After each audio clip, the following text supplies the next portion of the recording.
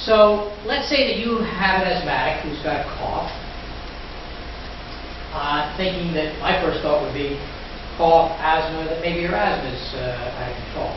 Maybe she's had a recent viral episode, twitchy airways, and we talked about viruses inducing bronchial hyperresponsiveness, one of the typical features of asthma, and how this hyperresponsiveness to the airway comes and eventually goes, usually in a month.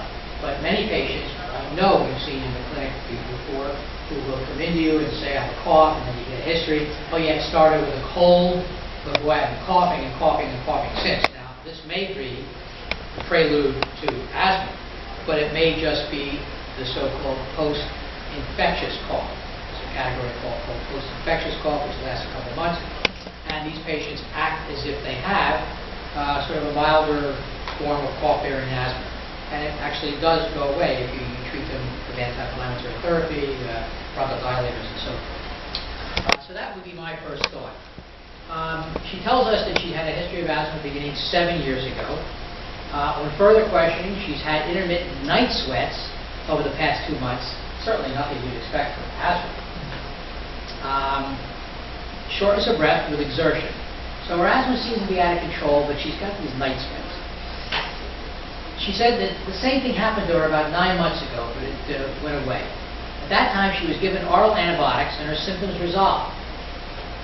Now, currently you have her on an inhaled corticosteroid and a PRN short-acting beta agonist. So, with this history of the night sweats, obviously everybody thinks night sweats. You think about TB, but you rarely see TB as a cause of night sweats. And I'm not sure exactly why people get night sweats. Certainly, we know that excessive sympathetic discharge can cause sweating. We've all had that. Ready to take an exam, you get a little sweaty. So maybe that's what she was experiencing at night. Maybe her fever was going up. We don't exactly know at this point. Okay, so you examine her and find out that she's got a fever, slight 100.6 Fahrenheit, pulse rate 122 a minute. It was a little high. Blood pressure is okay. There were a few scattered.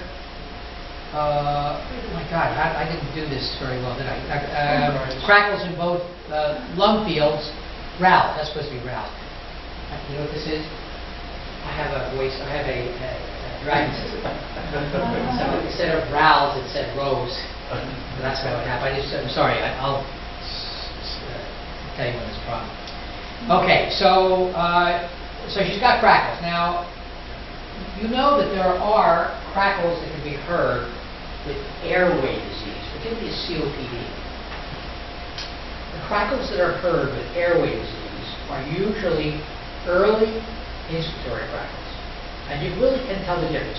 Now that I told you this, I want you to go upstairs and listen to some patients, and I'll bet you can tell the difference. Rows of congestive heart failure, idiopathic pulmonary fibrosis, pneumonia are late inspiratory rows. As opposed to COPD or airway disease where there's early inspiratory crackles. It's a pretty well-known distinguishing point. So she had early inspiratory crackles and wheezes, which would be consistent with her asthma. She's got a CBC of 12,300, 68% polys, it must be 6% lymphocytes, and 50% eosinophils. So I got something wrong there, but the eosinophil is right. So she's got a lot of eosinophils, she's got asthma. Hemoglobin was 15. The patient was given a 5-day course of azithromycin with no improvement. Okay. Here is her chest X-ray. Now, anybody want to comment a little bit on this? So it's an AP film. Yeah. Female patient. Looks like a good inspiratory. There's an element of a hyperinflation demonstrated by the number of. I'll take that back. It's not a hyperinflation. Just she's thin and you have too many ribs on the view. It's a good inspiratory film. The opacity. How are lower lobes looking? So the right side. does look denser than the rest of the lung, and so is the left side a little bit, but not as high as the right side. How about upper versus lower? There's another classification of more of a dense upper lobe. Sure, but it's vague, but the more you look, obviously she's got something here a little more dense. But she sort of has kind of this haziness, and yet the lower lobes, except maybe here, this maybe rim over here, seem to be relatively spared. Okay. So at this point, this patient's been symptomatic for weeks. She's got upper lobe disease, she's been on inhaled corticosteroids. There's at least one study I know that shows actually there is a slightly increased incidence of tuberculosis in patients. It wasn't done in this country though. Using inhaled corticosteroids, and you're saying, I don't know, this certainly isn't garden variety regular pneumonia. So you say, I think that for better definition, maybe to look for the mediastinum, looking for lymphadenopathy, let's do a CT. And the CT made the diagnosis.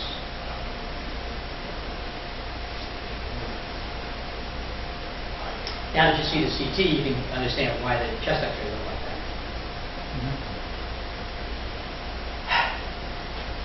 Ready for your question, your board question?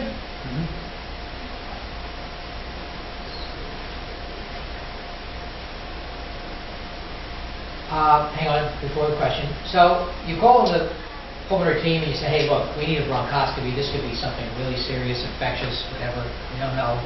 Bilateral upper lobe infiltrates. Total white count for BAL was 188. There were 17 polys, 4 lymphs, 32% eosinophils, and the rest alveolar macrophages.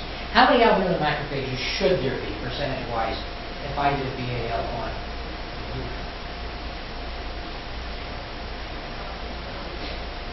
Almost all, 95%. I mean, we have very, very few other white cells, maybe 1%, 2% neutrophils. I mean, they're all alveolar macrophages. If you look at a normal lung, that's what we have down there. These macrophages are the good guys. They gobble up dust and, particles and so forth.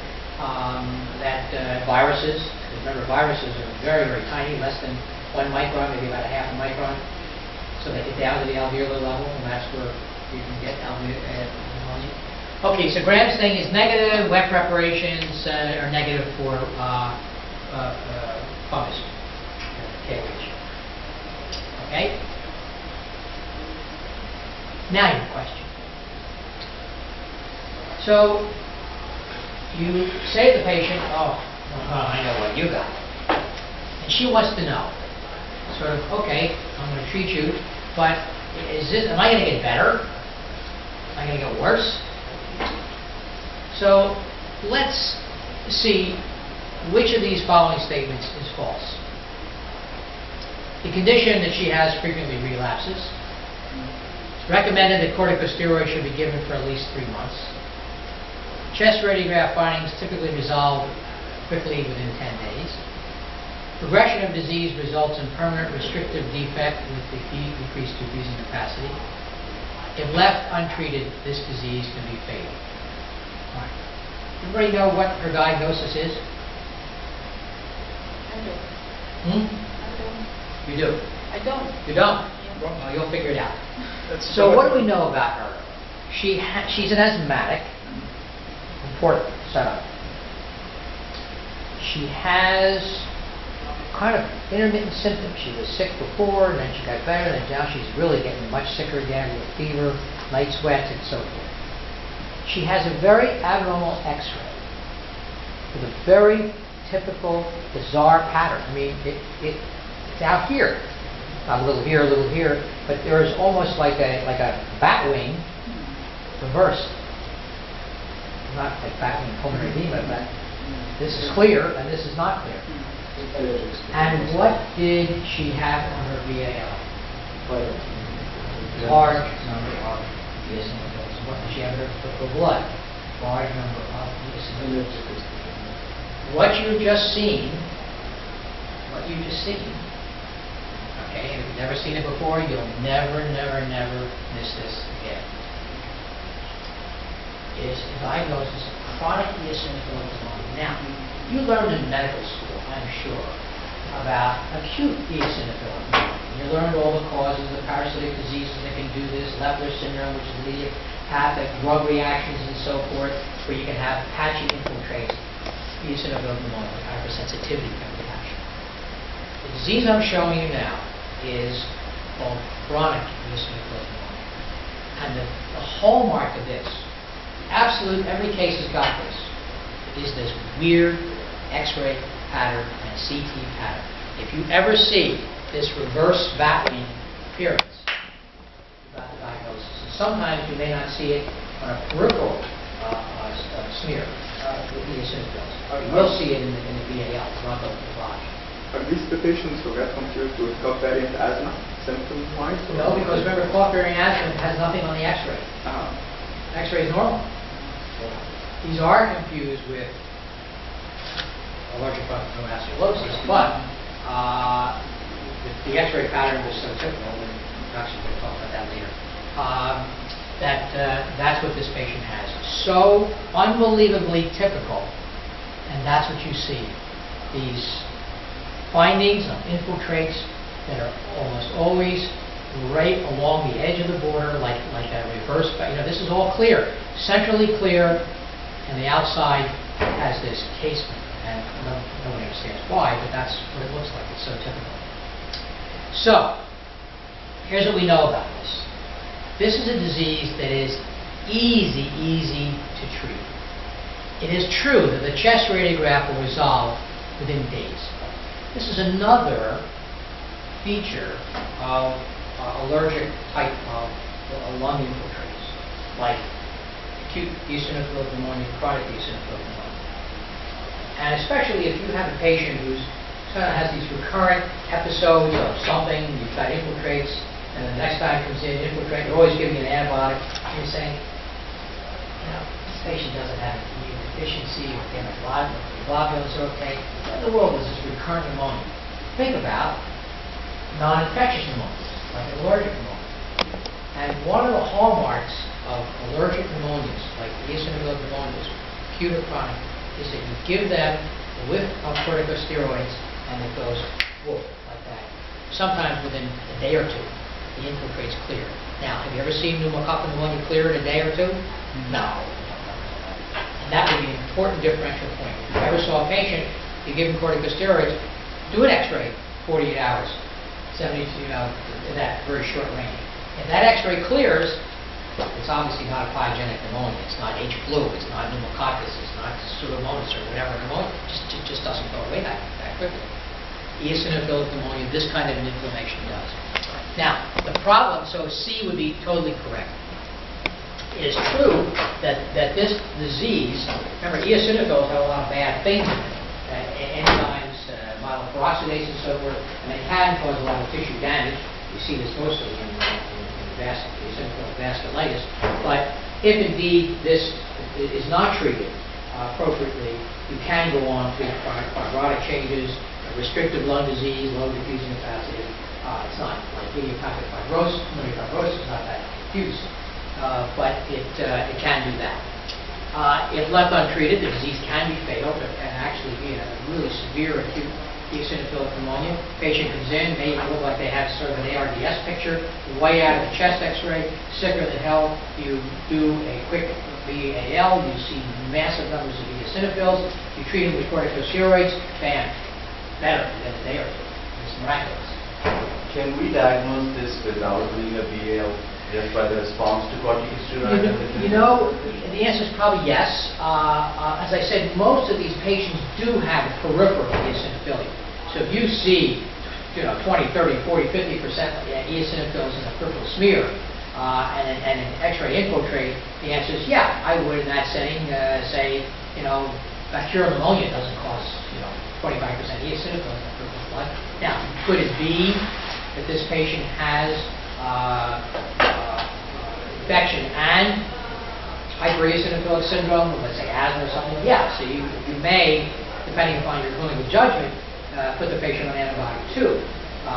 But here too, you look at that X-ray within 48 hours, it's going to melt, and you don't see that in typical pneumonia. But yeah, I think in certain circumstances, sure, you can do that.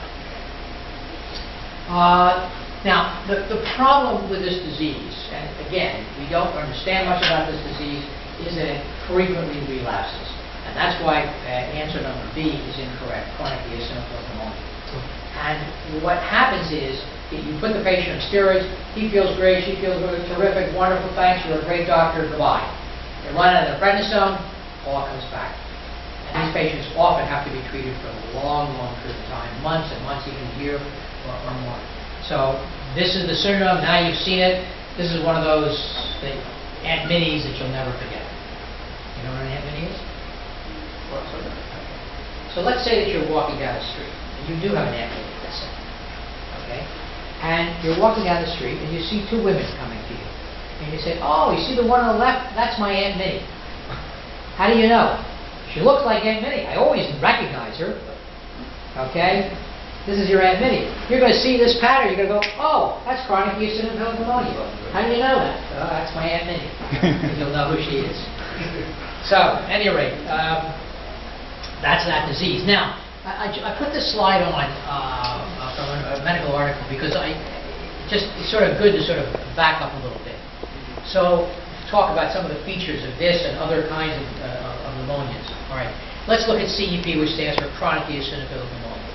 Okay, it's insidious. This is not acute bacterial pneumonia like pneumococcus, where you get sick one day and you're in the emergency room half dead that night. It just doesn't work that way. So it's sort of a slow, insidious kind of illness, and she was sick, and even be relapsing, where she got better with God knows what, and then all of a sudden it gets better, then worse again. So that's chronic eosinophilic. Mild shortness of breath, low-grade fevers, occasional cough, obviously pre-existing asthma. Now, most patients do. Can you get this without asthma? Yeah, but it's much, much less likely. Signs of consolidation, which she had.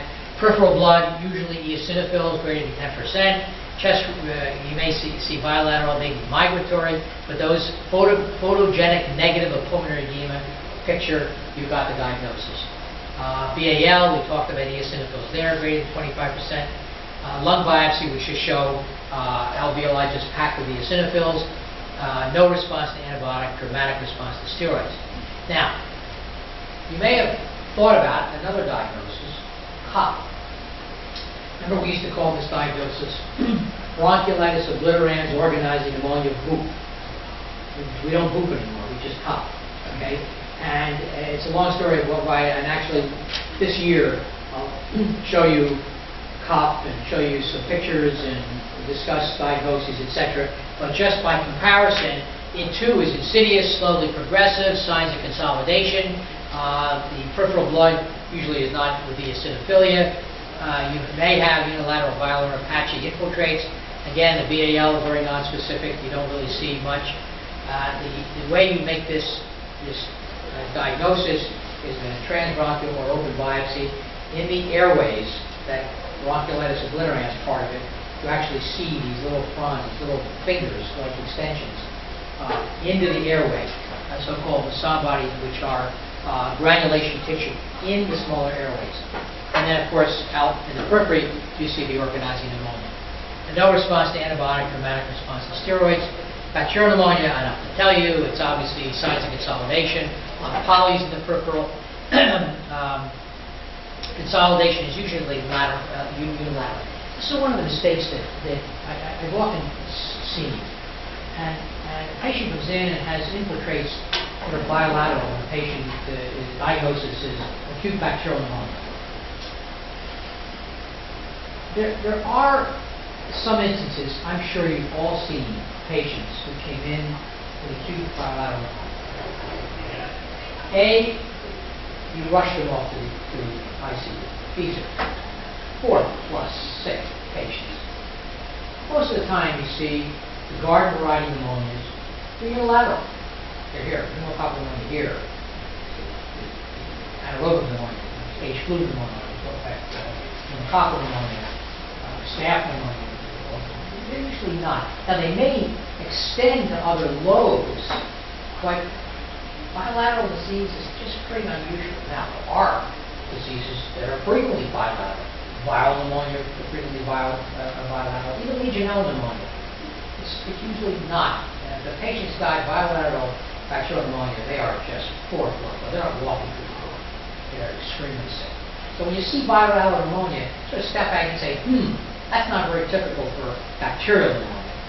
What else could it be? Or could this be not an infectious type of pneumonia, like cough? And then the last is acute eosinophilic pneumonia, and fever, cough, chest pain.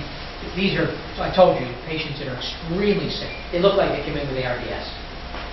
And BAL showed, there you've got to do BAL. Because usually, often the peripheral smear is not, as you see here, peripheral blood, no eosinophils. But the eosinophils are abundant and alveolar. If you did biopsy, you see a lot of eosinophils, dramatic response to steroids. So, acute eosinophilic pneumonia looks like ARDS, just bilateral whiteout. Chronic eosinophilic pneumonia is that, photographic or whatever, negative and negative. Okay, here are the relapse rates, as you see, very, very high. Relapse rates here with this increased types. Okay, let's talk about this 29-year-old male. Can't remember his story, but fevers, right-sided fluid, chest pain, shortness of breath, wheeze, chest tightness, occasional cough, and productive or virulent sputum. Denies hemoptysis, rash, joint or eye problems. He does have also a history of asthma. There's the connection. He's got asthma. Temperature's okay. Right-sided crepitations and auscultation. Oh yeah, I remember this guy. So here's the submission chest X-ray. All right, 29-year-old asthmatic. Now, do asthmatics have increased incidence of bacterial pneumonia or viral pneumonia? No, they're not suppressed in that way. Like everybody else, they don't have any more than the average. All right, now you've seen his X-ray. He's treated with cephalosporin and Cipro. Why he was treated with Cipro, I don't know. Discharge on inhaled corticosteroid, LABA, and albuterol inhalers. 6 weeks later, a follow-up chest X-ray shows chronic upper lobe changes, and the high-resolution CT is shown on the next slide. Okay, so you saw his infiltrate, that went away, and now this is what we got. This is just a representative picture of what he's got. Okay. So let me get up close and show you some things here. Okay? Oh, that's okay. So obviously, your eye is drawn to this area here. So let's not do that first. Okay? Let me show you a shadow, which is very unusual. You see that dot there? Obviously, a blood vessel. What's next to this dot here? What do you think that is? What always runs next to blood vessels? Bronchi. Bronchi, exactly. Does that look like a bronchi to you? It looks more like a bulla. Right, but it's a bronchus because it's running right next to the vessel. So what's wrong with it? It's too big. It's too big. Exactly. It's too big. Anytime you see a bronchus next to the blood vessel that's bigger than the blood vessel, that's abnormal. That's exactly right, bronchiectasis. Now, one of the features of this bronchiectasis is, and we'll talk about this later, is this bronchiectasis, evidence of bronchiectasis here, is not here. Okay? So what I'm describing to you is more of a central bronchiectasis, aren't it? As opposed to a peripheral bronchiectasis. Okay, so then we have something here which it's hard to know exactly what this is, but then we've got this funny little structure out there. It almost looks like a Y. See it? Mm-hmm. Okay, now let's look on the abnormal side. We've got this lump of something here, which shouldn't be there. Okay, and then we have all this stuff out here. What do you think? Well, these are big holes, certainly bigger than blood vessels in this area that we can look at. And this are probably the same thing. we're looking at areas of bronchiectasis in a more central distribution than a peripheral distribution. And this, who knows? I mean,